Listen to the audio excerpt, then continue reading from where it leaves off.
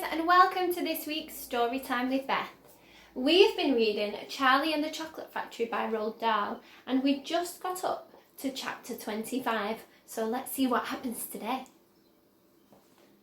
Chapter 25, The Great Glass Lift. "I've never seen anything like it," cried Mr. Wonka. "The children are disappearing like rabbits, but you mustn't worry about it. They'll all come out in the wash." Mr. Wonka looked at the little group that stood beside him in the corridor. There were only two children left now, Mike TV and Charlie Bucket.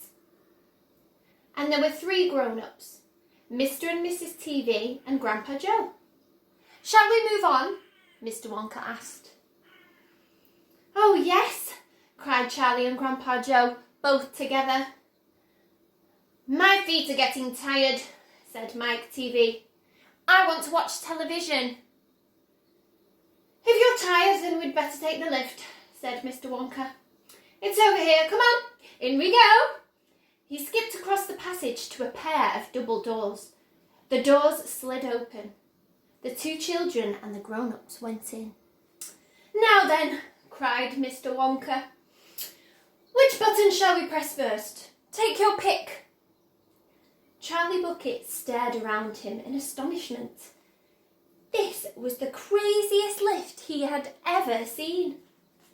There were buttons everywhere. The walls and even the ceiling were covered all over with rows and rows and rows of small black push buttons. There must have been 1,000 of them on each wall and another 1,000 on the ceiling. And now Charlie noticed that every single button had a tiny printed label beside it, telling you which room you would be taken to if you pressed it. "This isn't just an ordinary up and down lift," announced Mr. Wonka proudly.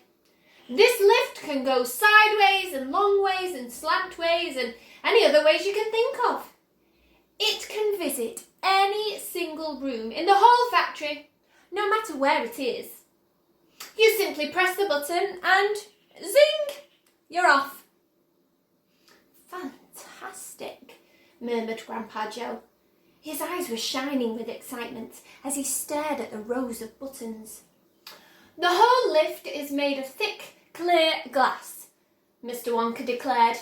"Walls, doors, ceiling, floor, everything is made of glass so that you can see out." "But there's nothing to see," said Mike TV. "Choose any button," said Mr. Wonka. "The two children may press one button each, so take your pick. Hurry up! In every room something delicious and wonderful is being made." Quickly, Charlie started reading some of the labels alongside the buttons. "The Rock Candy Mine, 10,000 feet deep," it said on one. "Coconut ice skating rinks," it said on another.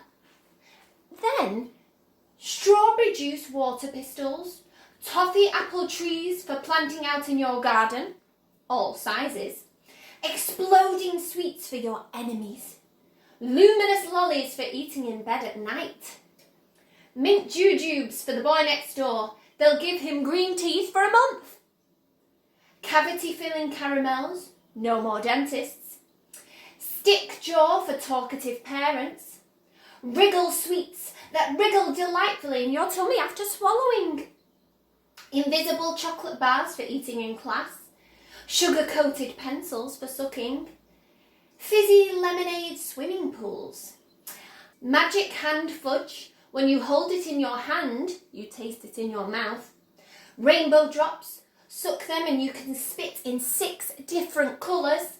Come on, cried Mr. Wonka. "We can't wait all day." "Isn't there a television room in all this lot?" asked Mike TV. "Certainly there's a television room," Mr. Wonka said. "That button over there." He pointed with his finger. Everybody looked. "Television chocolate," it said on the tiny label beside the button. "Whoopee!" shouted Mike TV. "That's for me." He stuck out his thumb and pressed the button.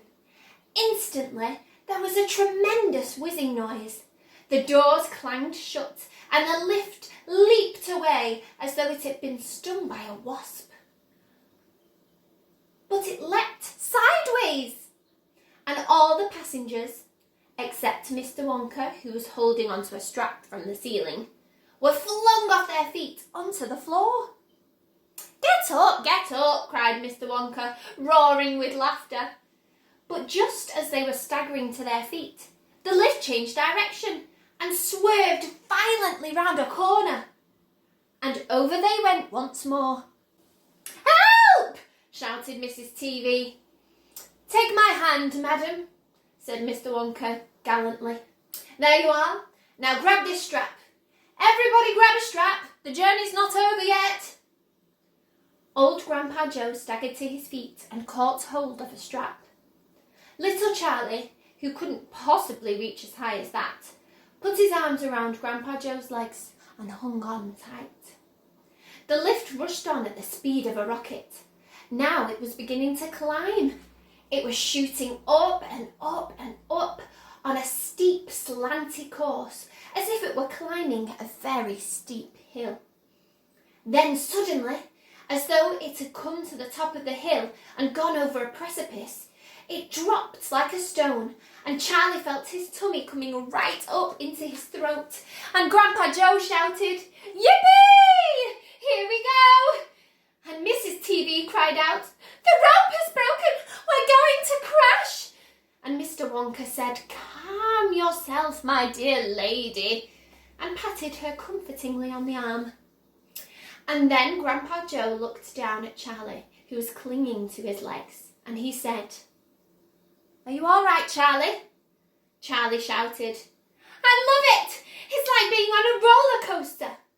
And through the glass walls of the lift, as it rushed along, they caught sudden glimpses of strange and wonderful things going on in some of the other rooms. An enormous spout with brown sticky stuff oozing out of it onto the floor. A great craggy mountain made entirely of fudge, with Oompa Loompas, all roped together for safety, hacking huge hunks of fudge out of its sides. A machine with white powder spraying out of it like a snowstorm. A lake of hot caramel with steam coming off it. A village of Oompa Loompas with tiny houses and streets, and hundreds of Oompa Loompa children, no more than 4 inches high, playing in the streets. And now the lift began flattening out again, but it seemed to be going faster than ever, and Charlie could hear the scream of the wind outside as it hurtled forward, and it twisted, and it turned, and it went up, and it went down, and I'm going to be sick, yelled Mrs. TV, turning green in the face. Please don't be sick, said Mr. Wonka. Try and stop me, said Mrs. TV. Then you better take this, said Mr. Wonka, and he swept his magnificent black top hat off his head and held it out, upside down in front of Mrs. TV's mouth. Well, I wonder what's going to happen when they go into the chocolate television room. We'll have to see next week.